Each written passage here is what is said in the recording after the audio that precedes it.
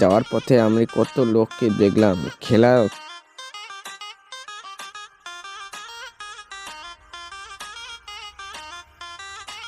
আমরা যেখানে কাজ করি ওইখান থেকে একটা চা বালা দেখলাম, তো সবাই